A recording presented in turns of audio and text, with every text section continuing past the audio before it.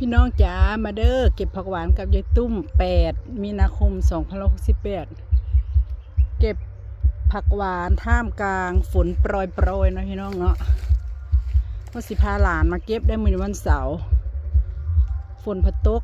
ย่าหลานเป็นไข้พี่น้องก็เลยมาเก็บคนเดียวนะคะผักหวานก็งามเหมือนเดิมค่ะยอดผักหวานงามเหมือนเดิม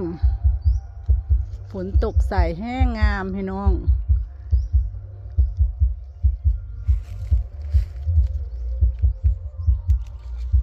เก็บนำสิบทันนี่เพราะว่าฝนตกแล้วเพื่อก็ออกเรื่อยๆค่ะยิ่งเก็บยิ่งเด็ดเพื่อก็ยิ่งป่งนะพี่น้องเนาะ